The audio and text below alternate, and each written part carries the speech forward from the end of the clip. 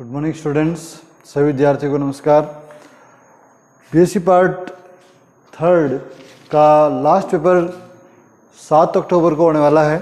इससे पहले हमने जो वीडियो डाले हैं उनमें हमने जो क्वेश्चन आने की प्रोबेबिलिटी चेक की है वो लगभग 90% तक है। मतलब आपको जो गेस्ट पेपर मिला है उसके अंदर 90% पेपर आया हुआ है, आप मिला के दे सकते हैं। इसी बिहाफ में अब तीसरा पेपर 7 अक्टूबर को है तो उसके इम्पोर्टेंट क्वेश्चन सेक्शन बी और सी के हम यहाँ डिस्कस करने वाले हैं। आपको जैसे पहले से पता है कि सेक्शन बी और सी जो है वो मोस्ट इम्पॉर्टेंट सेक्शन है। हालांकि बी से आपको 4 क्वेश्चन करने हैं और सी से आपको एक ही क्वेश्चन करना है। तो बिना टाइम गवाए हम यहाँ पर चेकआउट करते हैं कि कौन कौन से क्वेश्चन ऐसे हैं जो आपके लिए इस पेपर में इम्पॉर्टेंट हो सकते हैं। तो हम बात कर रहे हैं सेक्शन बी और सी की इम्पॉर्टेंट क्वेश्चन कैटेगरी की। मेरी तरफ से जो पहला क्वेश्चन हो सकता है आपके लिए इम्पॉर्टेंट वो है जैविक नाइट्रोजन फिक्सेशन हेतु आवश्यक परिस्थितियां क्या हैं। परिस्थितियां क्या हैं। जीन लेवल के आधार पर व्याख्या करें। जीन लेवल के आधार पर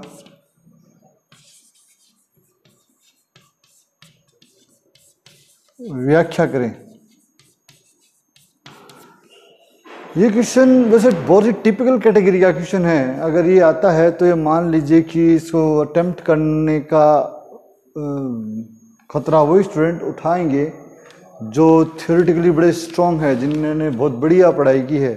तो आप अगर आपने नाइट्रोजन फिक्सेशन बहुत अच्छे से कर रखा है, ये नाइट्रोजन फिक्सेशन वो नहीं है जो हम 12th में पढ़ते हैं। यहाँ पर मॉलिक्यूलर लेवल कॉन्सेप्ट है, मॉलिक्यूलर लेवल का जीन लेवल है तो आपको थोड़ा सा इसमें ढंग से स्टडी करनी पड़ेगी।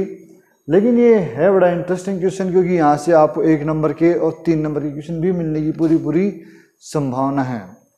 अगला देखिए आप, जो 3 नंबर का इंपॉर्टेंट क्वेश्चन बनने की संभावना है, ये 5 नंबर में बनेगा वही। ये अगला 3, प्रोकैरियोटिक जीन संगठन पर लेख लिखिए। प्रोकैरियोटिक जीन संगठन पर लेख लिखें। ये क्वेश्चन थोड़ा सा कंफ्यूज करता है क्योंकि क्या लिखें क्या नहीं लिखें ये अधिकांश स्टूडेंट को समझ में नहीं आता। तो आपको इसके अंदर जीन के बारे में बताना है, जीन के जो टाइप्स हैं उसके बारे में बतानी है। प्रोकैरियोटिक जीनों की स्ट्रक्चर कैसी होती है, उसके अंदर फिर आपको जीनों के सब टाइटल्स डालने होंगे, जैसे रेकॉन, म्यूटॉन, सिस्ट्रॉन, एक्सॉन, ये सारे। तो इस लिहाज से क्वेश्चन को आप तैयार करें कि आपकी जो छोटी छोटी डेफिनेशन है वो सारी की सारी कवर हो और एक ऐसे टाइप आंसर तैयार हो जाए। तीसरा है जो कि इस साल अगर आता है तो आपके बहुत बेनिफिट है, वो है डीएनए की स्ट्रक्चर। डीएनए की संरचना का विस्तार से वर्णन करें। डीएनए की संरचना का विस्तार से वर्णन। ये क्वेश्चन जो हैं वो हम पता नहीं कब से पढ़ते आए हैं। 12th क्लास में भी पढ़ा था, फर्स्ट ईयर के अंदर भी है, सेकेंड ईयर भी कहीं ना कहीं मिल जाता है, थर्ड ईयर में फिर से है। मतलब डीएनए की स्ट्रक्चर है, ऐसी स्ट्रक्चर है जो आपको हर क्लास में देखने को मिलेगी। इसीलिए अगर ये क्वेश्चन आता है तो आपके लिए मोस्ट बेनिफिशियल क्वेश्चन हो जाएगा और आएगा तो ये निश्चित रूप से आपको ऐसे टाइप में मिलेगा। लेकिन मैं बता दूं, जैसे न्यूक्लियोटाइड या न्यूक्लियोसाइड क्या होते हैं, तो ये छोटे क्वेश्चन है और आपको ये डेफिनेशन वाइज ही पूछा सकते हैं। तो ये जरूरी नहीं है कि आप इसको बड़े के लिहाज से ही देखें, आप इसको छोटे के लिहाज से भी देख सकते हैं। इसके अंदर जो नाइट्रोजन बेस कैटेगरी है, बॉन्डिंग स्ट्रक्चर है, वो सारे महत्वपूर्ण ही हैं। तो ढंग से देखें इसको, एक बार रफली रीडिंग जरूर लगाएं क्योंकि ये आपको याद होगा लेकिन कुछ चीज़ें मिसिंग हो सकती है। एक शॉर्ट नोट हो सकता है शॉर्ट नोट, जो कि या तो आपको मिल सकता है CDNA लाइब्रेरी पर, या फिर आपको मिल सकता है PCR पर। ये तो बिल्कुल ही शॉर्ट नोट पे आएगा, डेफिनेटली शॉर्ट नोट बनता है। PCR जो है वो कई बार तो शॉर्ट नोट हो जाता है और कई बार बड़ा क्वेश्चन ही मिल जाता है। ये महत्वपूर्ण क्वेश्चन है, लगभग हर बार यहाँ से एक क्वेश्चन उठता है। देखिए, क्वेश्चन बताने का मतलब कतई ये नहीं है कि ये इंपॉर्टेंट क्वेश्चन केवल एक कैटेगरी का है, B और C का, ऐसा कभी भी नहीं है। आप इसको समझिए कि आपको पूछ लिया कि PCR का महत्वपूर्ण एंजाइम कौन सा है, तो आप ये थोड़ी देखोगे कि ये क्वेश्चन तो बताया नहीं सेक्शन A में, तो ये तो C, हमको B और C में बताया है। जब PCR याद कर लिया तो मतलब वो A के लिए भी वैसे इंपॉर्टेंट है, B के लिए भी वैसे ही इंपॉर्टेंट और C के लिए भी। इसीलिए आप इन टॉपिक्स को ढंग से देखें, छोटे क्वेश्चन भी कवर करते हैं। अगर आप हमारे चैनल पर नए हैं तो आप सब्सक्राइब करें, और अगर आपको वीडियो पसंद आता है तो आप लाइक का बटन करें, साथ ही शेयर करें, जिससे आप अधिक से अधिक स्टूडेंट्स को फ़ायदा मिले। अगला क्वेश्चन है, ये क्वेश्चन मेरी दृष्टि में बहुत ही इम्पोर्टेंट, इस बार आपको मिलना चाहिए। वह है जीन स्थानांतरण विधि।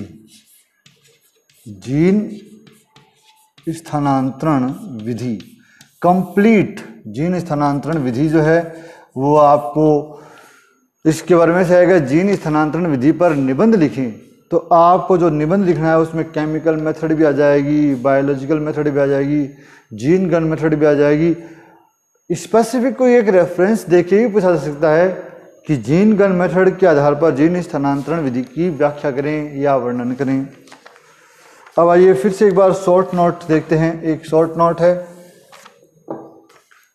शॉर्ट नोट आपको मिल सकता है रेस्ट्रिक्शन एंडोन्यूक्लियेज एंजाइम पर, उसके अलावा प्लाज्मिड पर, उसके अलावा फैगमिड पर,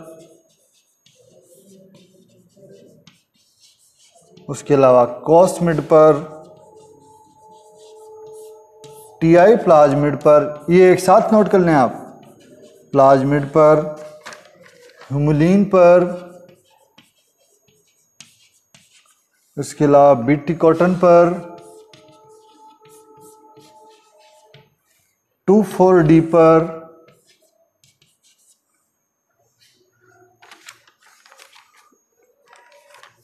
कैलस पर, फ्यूसोजेनिक agent, फ्यूसोजेनिक agent,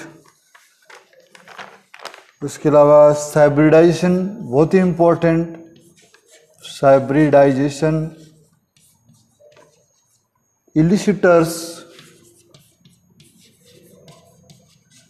इलिसिटर्स, fermenter,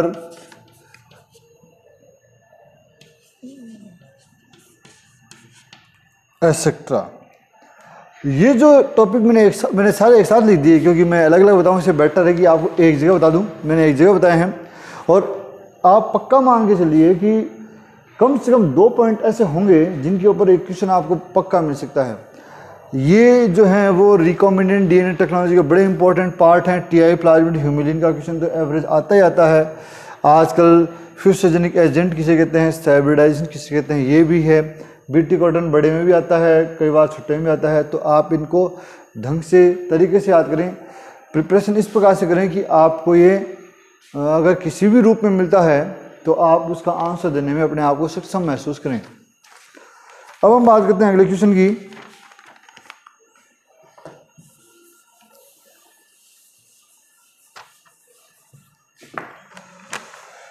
micro propagation का विस्तार से वर्णन करें, बहुत इंपॉर्टेंट। माइक्रो प्रोपगेशन का वर्णन बहुत ही डिटेल से पूछ सकते हैं आपको, और बहुत ही अच्छा क्वेश्चन है ये। याद करने में भी बहुत ही आसान रहेगा और थ्योरेटिकली भी बड़ा इजी है ये। उसके बाद में टिश्यू कल्चर पर आपको टिप्पणी लिखने के लिए कहा सकता है। टिश्यू कल्चर पर टिप्पणी लिखने के लिए कहा जा सकता है। टिश्यू कल्चर पर टिप्पणी लिखिए, ये आपको क्वेश्चन मिल सकता है। बड़े क्वेश्चनों में एक क्वेश्चन यूनिट 5 से मैं दे रहा हूँ। यूनिट 5 हालांकि आपको वैसे अवॉइड करनी चाहिए, उसके केवल छोटे क्वेश्चन आपको देखने चाहिए। 3 नंबर का क्वेश्चन आपको यहाँ से मिल जाएगा जो मैंने बता रखा है, लेकिन फिर भी ये क्वेश्चन आ सकता है कि एंटीबायोटिक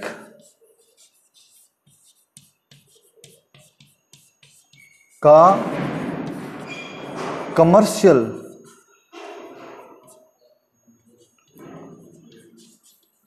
उत्पादन किस प्रकार से होता है, उस पर टिप्पणी लिखें। ये क्वेश्चन आपसे पूछ सकते हैं। कमर्शियल उत्पादन पे आपसे एक क्वेश्चन पूछ सकते हैं। साथ ही इसमें ऐड कर सकते हैं right the name of 2 steroid which produce by antibiotics micro organism या माइक्रोब्स। ये आपसे क्वेश्चन पूछ सकते हैं।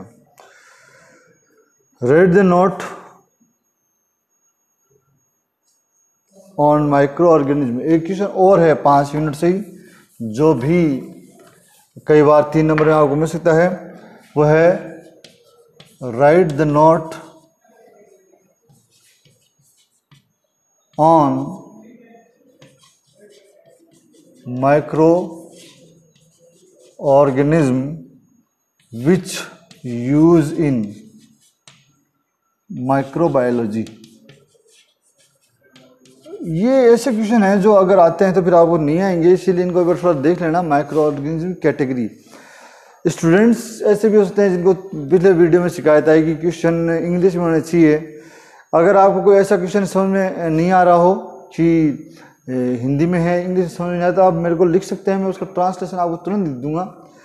क्योंकि हमारे अधिकांश स्टूडेंट जो है वो हिंदी मीडियम के हैं, इसलिए हमने ये वीडियो हिंदी मीडियम में बनाया है। फिर भी अगर किसी की दुविधा हो, किसी को ऐसा लगता हो कि मेरे को इसमें समझ में नहीं आ रहा है, तो मेरे को आप कमेंट बॉक्स में उस क्वेश्चन के बारे में पूछ सकते हैं। एक लास्ट क्वेश्चन जो हम यहाँ पर डिस्कस करना चाहेंगे, जो वेरी इंपॉर्टेंट कैटेगरी का क्वेश्चन है, वो है ऑपेरॉन मॉडल। आपसे क्वेश्चन पूछ सकते हैं डिस्क्राइब ऑपेरॉन मॉडल। अब ऑपेरॉन मॉडल डिस्क्राइब करने का मतलब क्या हो गया, तो बहुत बड़ा है। इसमें आपको स्पेशल रेफरेंस दे सकते हैं प्रोकैरियोट का बारे में आपसे पूछ सकते हैं। तो ये हुआ हमारे द्वारा सजेस्ट किया गया गेस्ट पेपर। मैं फिर से वही दोहराता हूँ, आप अपने विवेक पर विश्वास करें। हालांकि अपने पिछले 2 पेपर की सफलता को देखते हुए से उम्मीद कर सकते हैं कि यहाँ से आपको काफ़ी क्वेश्चन मिलने चाहिए, लेकिन फिर भी यूनिवर्सिटी का पेपर फाइनल होता है, इसीलिए आप अपनी तैयारी को सिर्फ इस पर आधारित ना रखते हुए और भी मटेरियल साथ रखें, देखें उनको कि क्या क्या हो सकता है। ये आपकी एक सहायता करने के लिए। ये हमारा सेक्शन बी और सी के इम्पोर्टेंट क्वेश्चंस के लिए वीडियो था, और सेक्शन ए का इम्पोर्टेंट वीडियो मैं कल लगभग शाम को यानी 4 तारीख को अपलोड कर दूंगा। अगर आपको कोई दुविधा हो तो आप बता सकते हैं। और आई होप आपका बॉटनी का एग्ज़ाम बहुत बढ़िया जाए, इसी उम्मीद के साथ सभी को धन्यवाद। Thank you, best of luck.